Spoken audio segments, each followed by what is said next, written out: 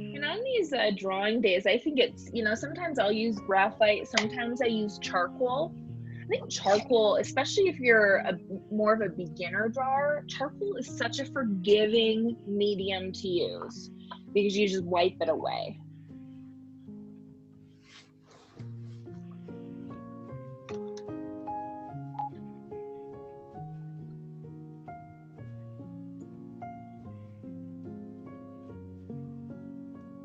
My teapot's too big to actually have in my view, but that's okay. Picking a starting point too, I think is always interesting when you're drawing, and I think it's one of those things you should start where you feel comfortable.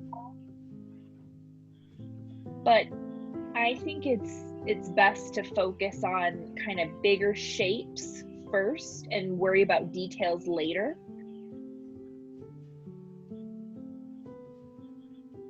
And the reason I like to start with a light, loose sketch is because to me it feels easy to change. And every time you start to draw something new, I feel like it's this process of kind of getting to know it is what you're doing. You're studying it, looking at it, getting to know it. And so with that comes some erasing.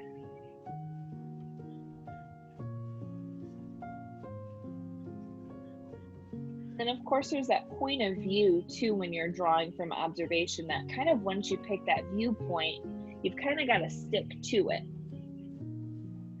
I think it's easy to sometimes mix up and maybe draw a couple views. So just be a little mindful of that, where you start drawing.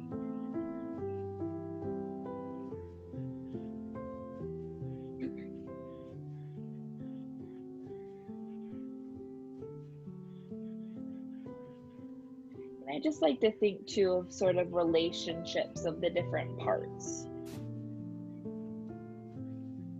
And as I kind of get into a rhythm of drawing, it's almost like the drawing starts to sort of inform me of what to draw next.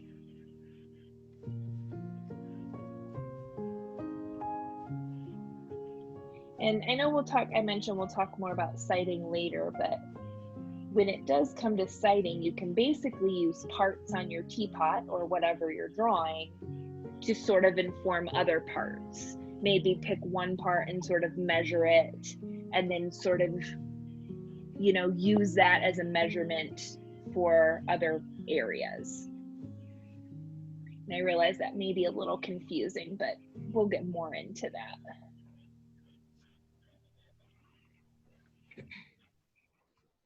And even from real life, you can still grid, if that's helpful.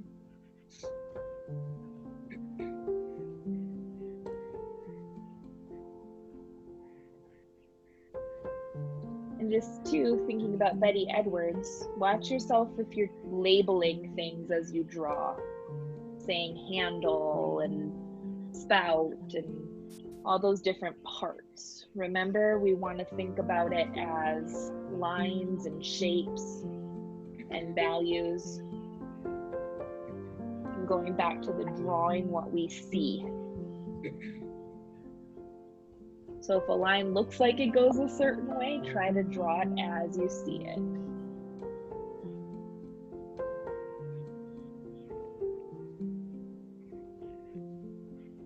Just have this lately, I'm just drawing so big, or this is probably gonna be a little cropped, but that's okay.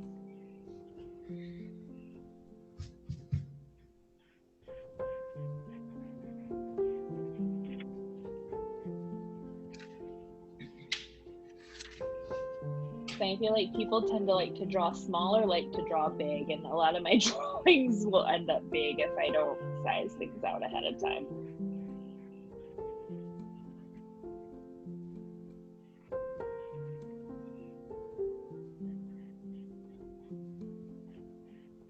I kind of feel like anytime you practice drawing, even if it doesn't turn out how you want it to, because let's be honest, that doesn't always happen, right? It's kind of like the idea of exercising. Like, it's never a bad workout. It's never a bad time to spend drawing, even if you weren't happy with the end product, because you learned something even from that.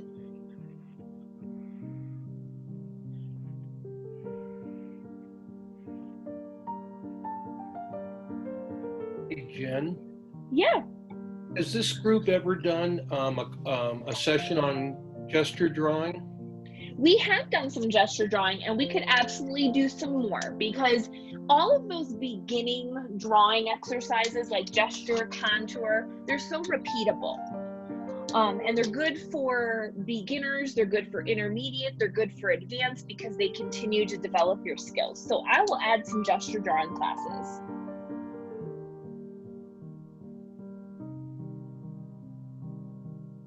And we can, of course, gesture drawing can be done in a couple different ways. You know, oftentimes you think of gesture as a figure capturing action or motion, and it can be, but it can also be, you can gesture draw just objects as well.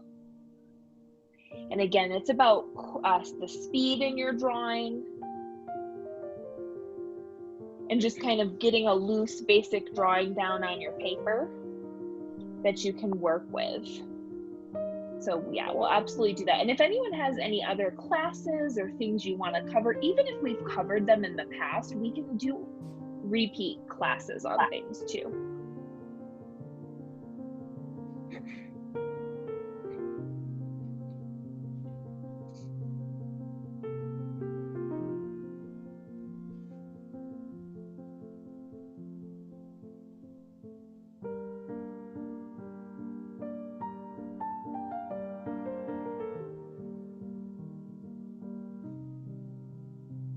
In the past, we've done some classes on basic forms too, and just drawing and shading simple basic forms, and that's always the thing that's, I think, good to go back to, even when you've done it tons of times. It's good practice, honing those basic skills.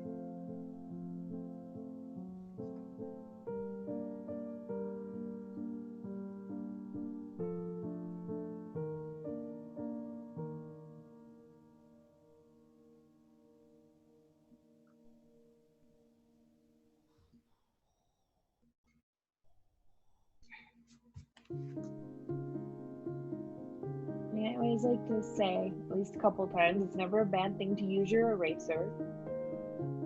Just don't worry if you need to erase a lot.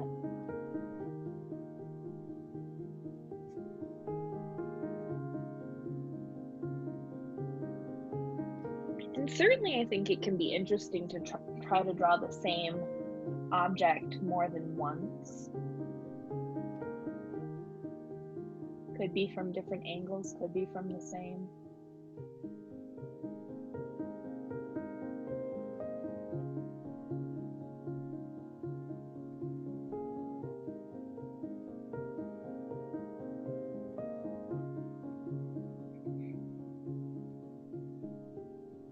When it comes to reflections and highlights and shadows, you know, I've approached those different ways. Sometimes I'll draw them in as the shapes I see them.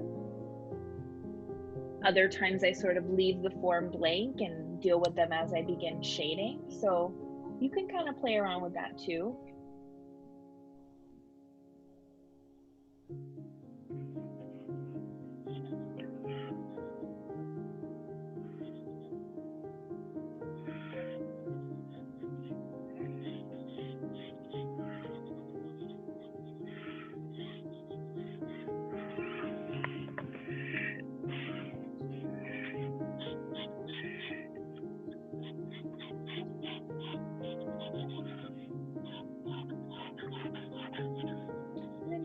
Think about, there's of course different pencils, and we've talked some about the different types of graphite in classes before, whether you're using softer B pencils or, you know, the harder H pencils.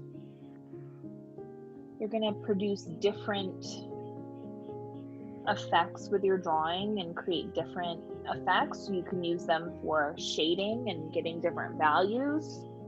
Sometimes it's fun to do drawings just with all soft pencils or just with all the really light pencils. And I also think about, you know, moving my pencil in different directions as I'm shading. thinking about how we want to, and I'm not too shading yet, but just, kind of thinking about that. You are going to want to shade in a way that complements the form, in a way that's going to help it look like it has depth and that it's not flat.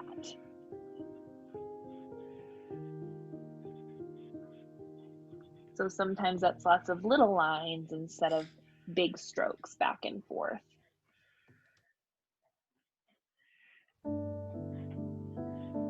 Then, I always think too is sometimes when we're drawing is an additive process where we're adding graphite to the paper.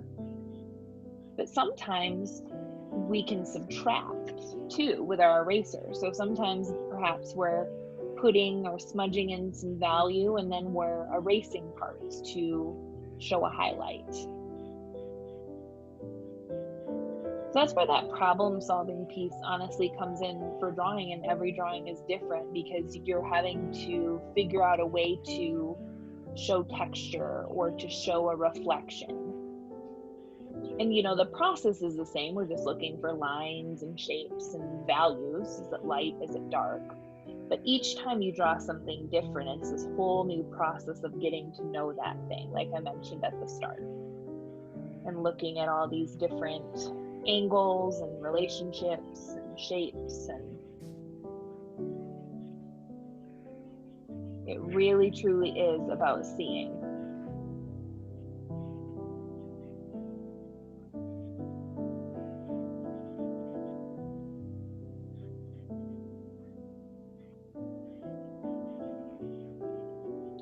Some drawings I take the time and I finish them and fully render them. Other times drawings were just practice for a set amount of time and they remain unfinished. And I think it's both beneficial to do both.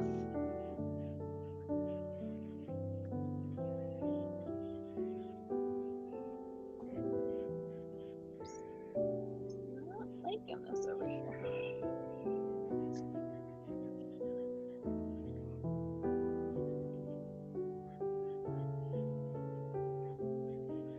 I think squinting sometimes can help, even when you're just looking at shapes. Just sort of squinting a little bit at the object. It can be helpful for seeing the different values in the reflections too, and the different shapes that they make, sort of squinting a little bit.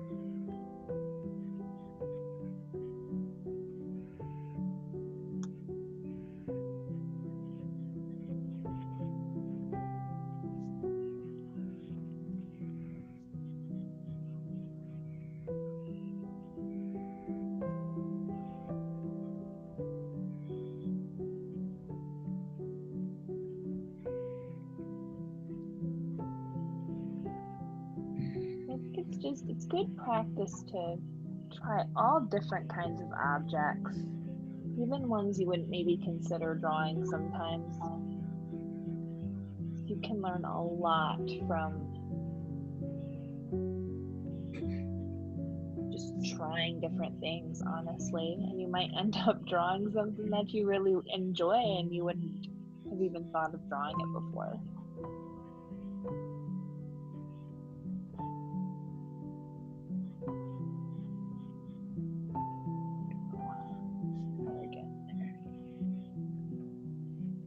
Sometimes too, if you ever feel like you're struggling on a certain area or you're just not liking how it's turning out, sometimes I think it's helpful to move on to a different area for a little bit and come back to it.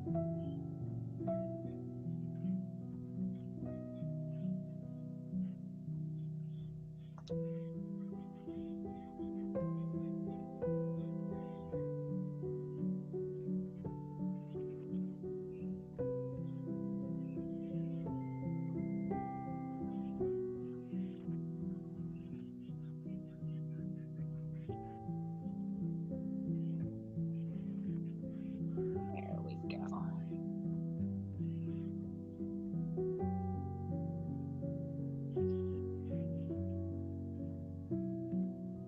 I honestly feel like I just have some days that I draw better than other days. It's just a funny feeling. Or I'll have some days where I feel like I just need to like warm up or kind of loosen up before I draw. And sometimes drawing really big can be helpful with that. Like get a huge piece of paper and just try to draw really big will help loosen you up sometimes if you ever struggle with that.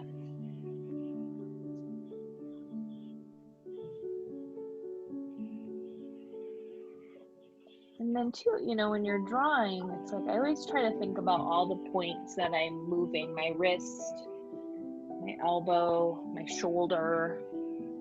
Don't be afraid to bring your body into your drawing. It doesn't just happen with your wrist.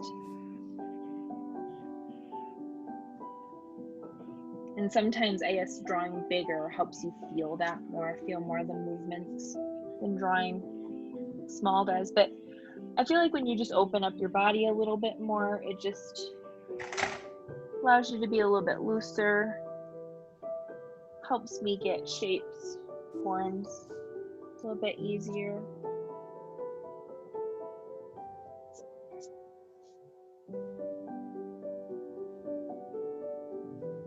Things that are symmetrical can be a little tricky too, matching sides. So rather than going like left to right or right to left, I like to kind of bring sides up together.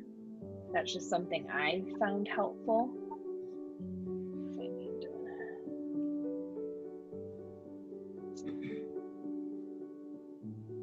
Just any little thing you need to do to sort of help with your proportions. And that's one thing I found that helped me.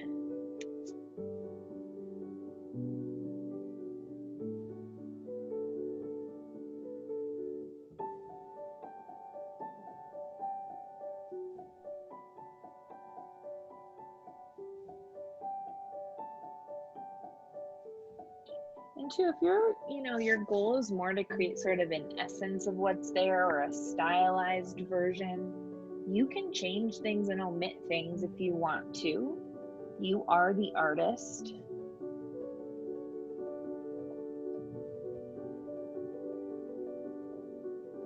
It just depends, what you want to do, and what your goal is.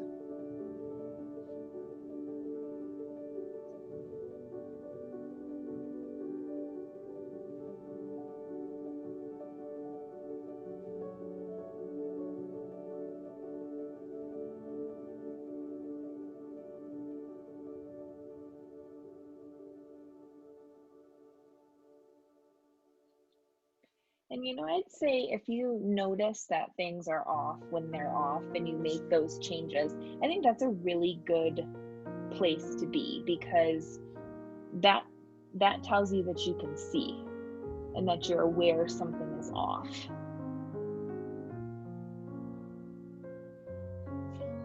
While that can be frustrating at times, I think it's good when you notice.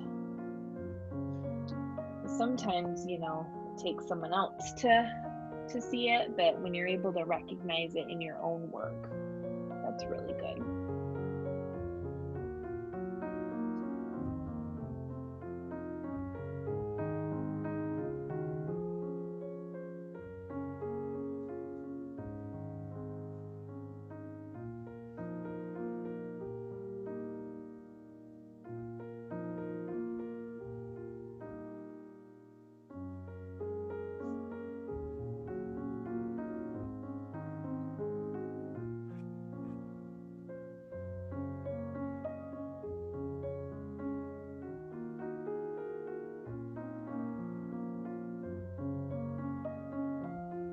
And don't worry about your drawing pace either. I don't think it's anything you need to worry about if you tend to draw a little bit slower, or if you're quick, then that's your way.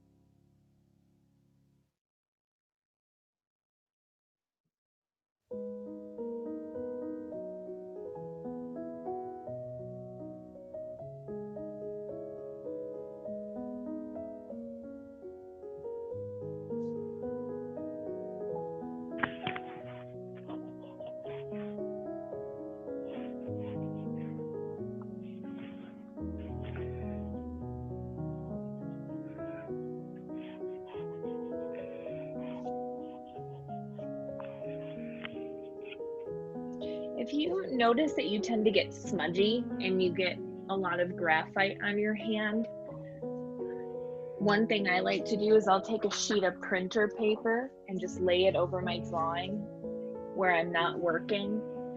Some people can just lift their whole hand while they draw. I don't know what it is with me, but I like to rest mine. So it gets a little smudgy. So that's kind of my little cheat if it's getting bad. Usually you have to worry about that more when you're starting to add a lot more value, or sometimes with charcoal, but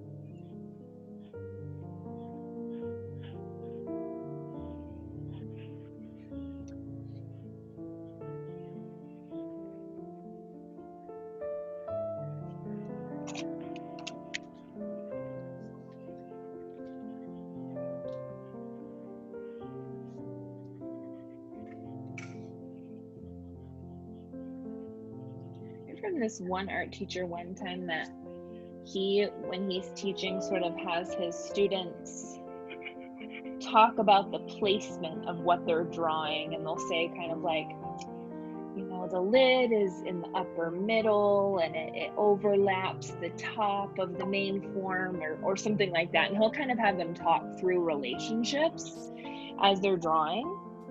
So I don't know, it could be something that's helpful for you to try. I mean, you could just kind of say things in your head, or to be honest, I haven't felt like I needed to do that too much, I guess, because I feel like that's sort of what I'm thinking already. But if you have trouble with proportions and where things are placed, that could be something helpful to try.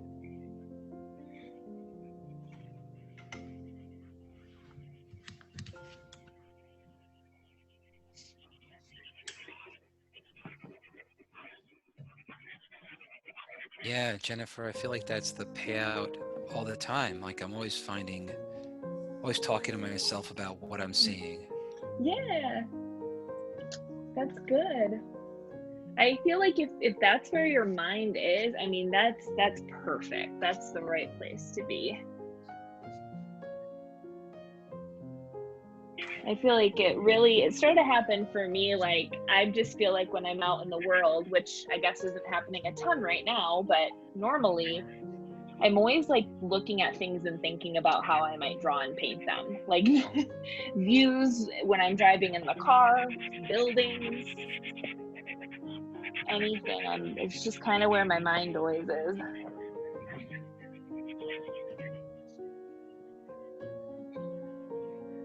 I haven't done this since I was 12 or 13, so. Really? How's it feel? It's been a long time.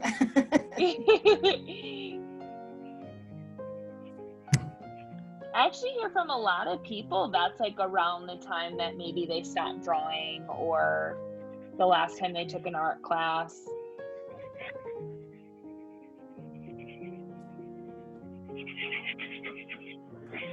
I think one of the best things you can do for yourself with your drawings, especially if you keep coming to the Tuesdays, is to just save your drawings.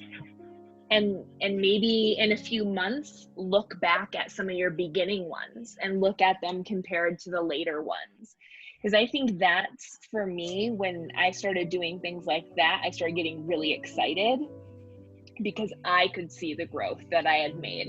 And when you can see it in yourself, not someone else telling you, oh, that looks good, but you can see that you've improved, that's like, that gets a little contagious. You're like, okay, let's do this again.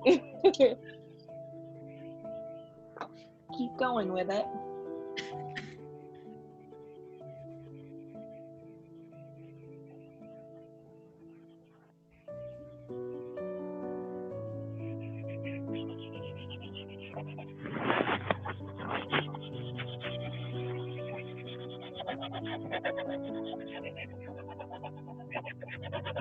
I guess next week maybe we should do wine bottles or wine glasses.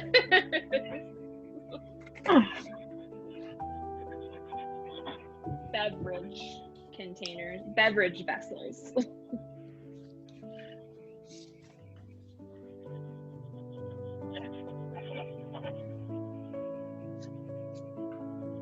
I taught high school ceramics for a little bit, and the popular thing, kids would say, oh, Mrs. Funnel, I want to make a shot glass. And I'd say, hold on, you mean espresso cups.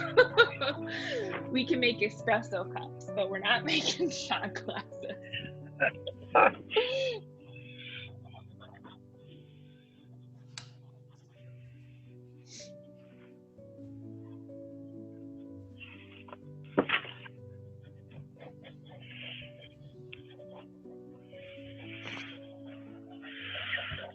That's probably a wise philosophy to keep you employed a little bit longer. Yeah, that was my thought.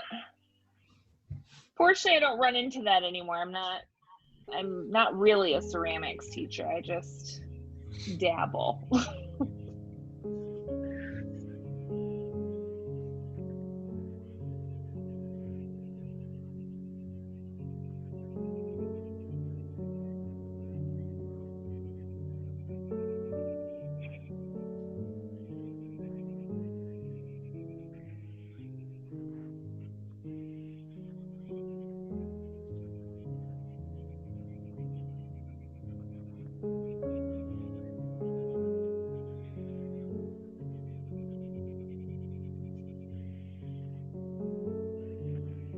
When it comes to things like value, it's really up to you if you want to shade yet or not. I mean, sometimes in the beginning, if you're kind of getting back into drawing or you're newer to drawing, sometimes it's better to just worry about the form first and focus on what would be called a contour drawing. So basically, like what I have here, I have no shading on this at all, just outlines. That would be a contour drawing. Typically a drawing I might do to begin painting, or just a drawing to explore the form or shape of something. And sometimes that's, enough to worry about before we add value to the mix.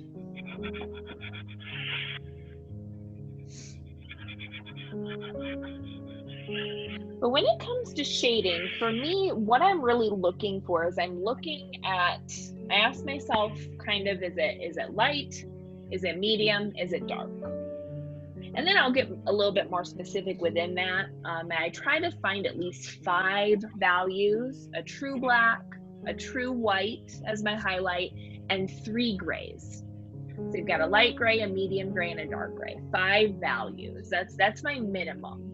Oftentimes things have more than that, but I try to at least search for that. So kind of, again, squinting, because we're seeing something in color. So you could take a photo of it and turn the photo black and white to help you see the values. That could be something handy to do. or just sort of squinting at it. I try to do what I refer to as blocking in, where I just sort of draw the dark values as shapes. And when you just kind of put them in as shapes to begin, then I'll give you something to sort of begin shading.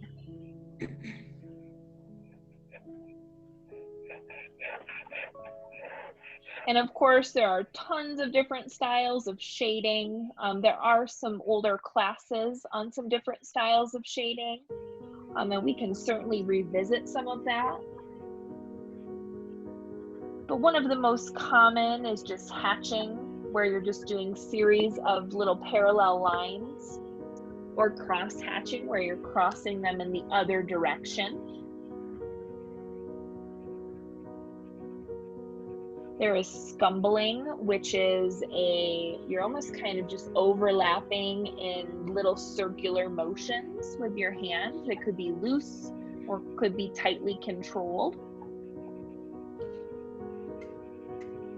And then within shading, of course, there's ways to stylize your drawing, or there's ways to make it look more realistic. You can increase pressure, decrease pressure of your pencil to change the value, or you could layer pencils if you have different drawing pencils. And for drawing pencils, if you don't have any, I highly recommend, they're not too expensive. I highly recommend having a 2H, an HB, a 2B, 4B, and 6B, 5 pencils. I'll give you a nice range of nice dark soft values and a lighter pencil. You can get blenders. These are pretty inexpensive. I just got these on Amazon. They come in all different sizes. These can be kind of handy. Kneaded erasers are really good to have if you don't have one of these. They're self-cleaning and you don't use them up like you do other erasers are consumable, and the kneaded erasers will last you. But sometimes this is nice for lightening areas but not fully removing graphite.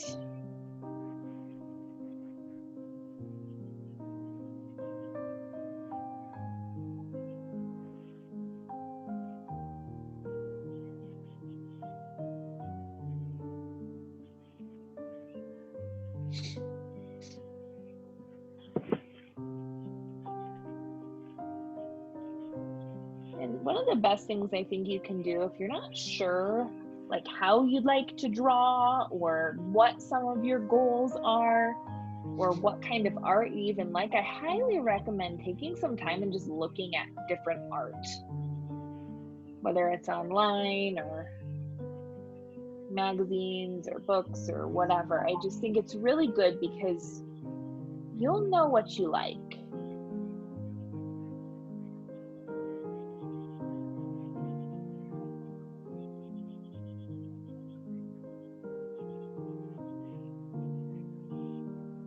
So sometimes when I'm shading, I will just go around and sort of start to block in the value. Other times I will just sit there and kind of render a part and then move on and render another part. It just sort of depends.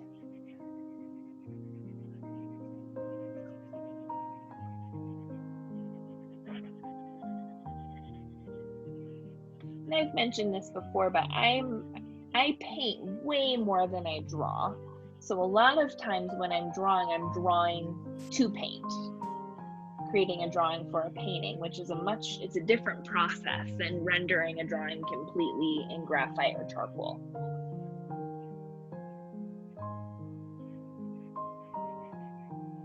Sometimes when I draw to paint though, I'll just mention this in case you're wanting to do that, is I still will block in values occasionally. Not always, but sometimes I will, just so I can kind of loosely see where they go.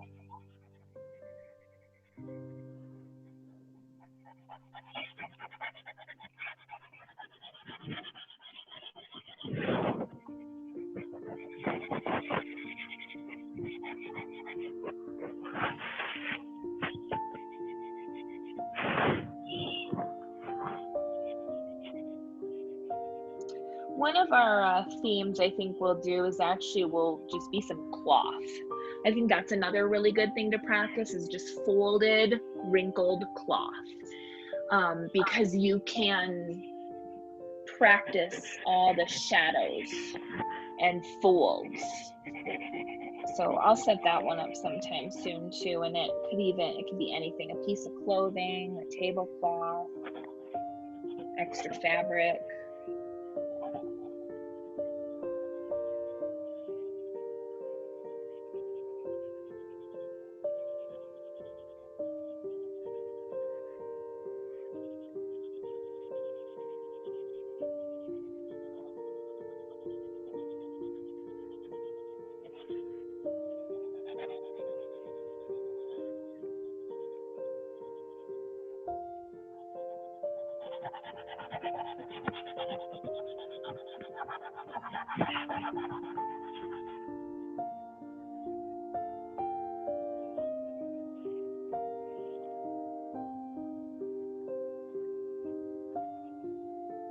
And to remember, just try not to judge yourself too much during the process of your drawing.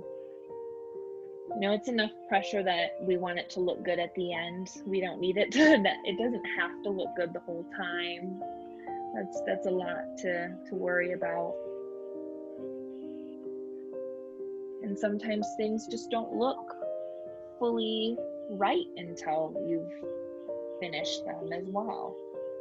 I always like to give the example, imagine you're drawing someone smiling and you have to start with one tooth. Well, yeah, they're going to look a little funny with an open smile and one tooth, but eventually you'll draw the rest of them in there.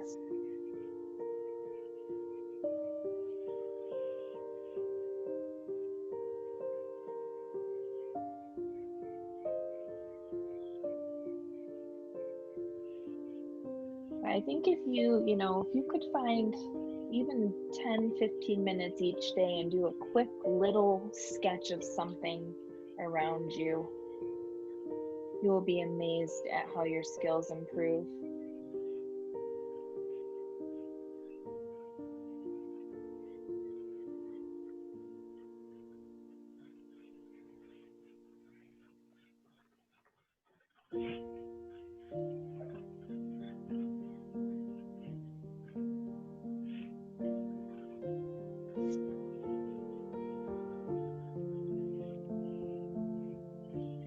And to remember when we're drawing something that's a form and we just see lines, it tends to look flat until we've added value. The lights and the darks, that's what makes it appear dimensional. That's how we create an illusion of depth and space in a drawing. Whether it's stylized or not, value has a place in realistic drawings and in stylized, expressive drawings, and everything in between. I mean, there's plenty of cartoons and animations that even contain value, just perhaps may not be as in much detail, but it's still present.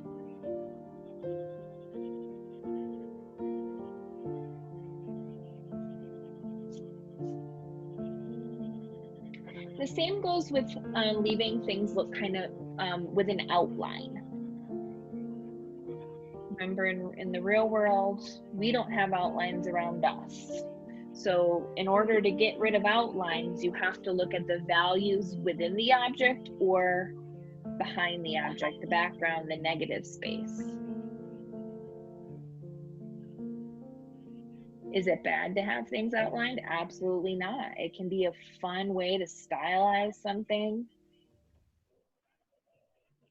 But again, I just mentioned that because if your goal is realism,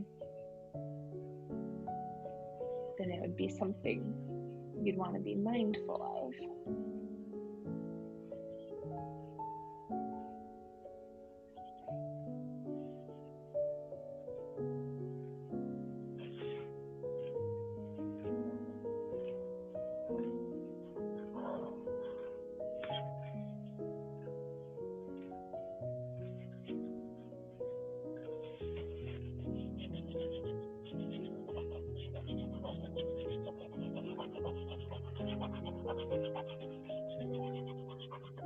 to me, the fun part about drawing and being an artist in general is looking at a texture or looking at an object and deciding how I want it to look.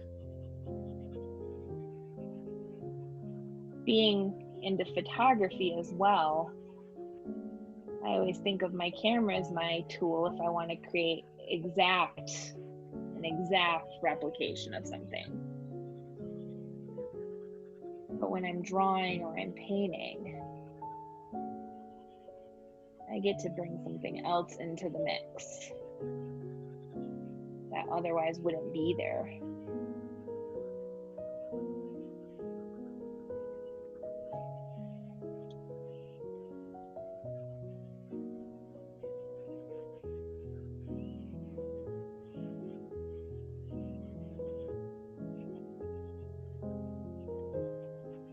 As we're drawing, I know our time goes so quickly. So just in your own mind, think if you'd be ever interested in doing a 90-minute session. We can absolutely do some 90-minute drawing sessions as well, if you feel like more time would be valuable to you.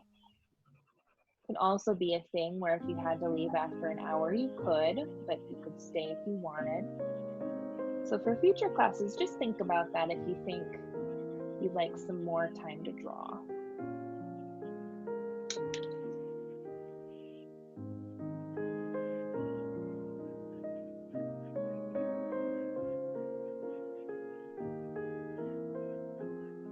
Sometimes I'll use Blender, sometimes I don't. Sometimes I'll kind of blend as I go, sometimes I'll blend at the end. I personally don't have like a exact drawing process I subscribe to, but rather I feel like it's sort of dependent on what I'm drawing sometimes.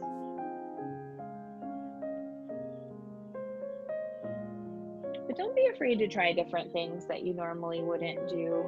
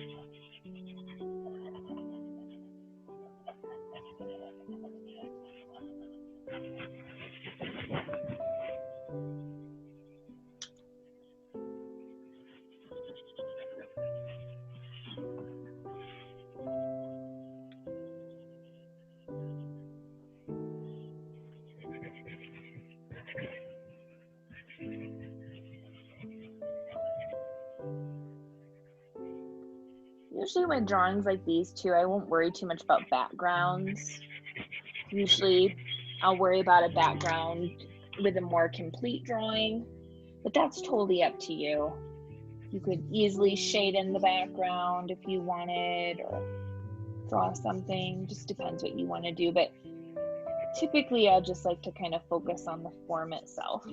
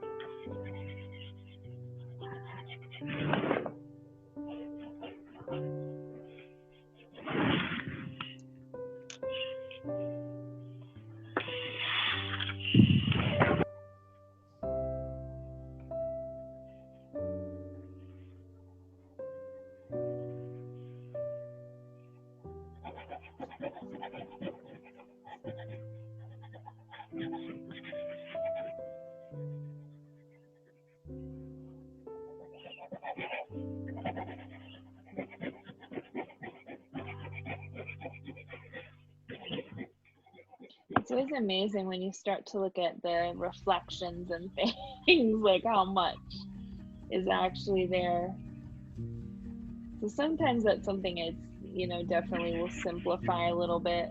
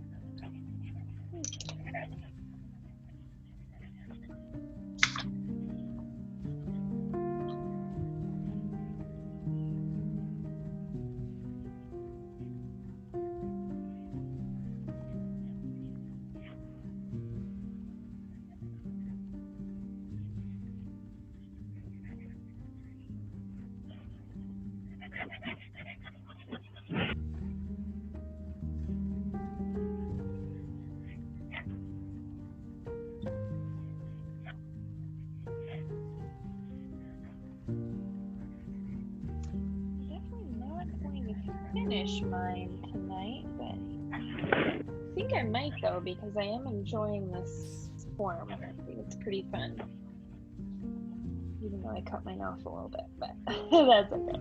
Like I said, that happens.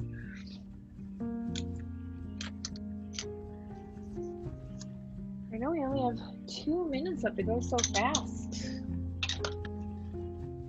So yeah, I would love to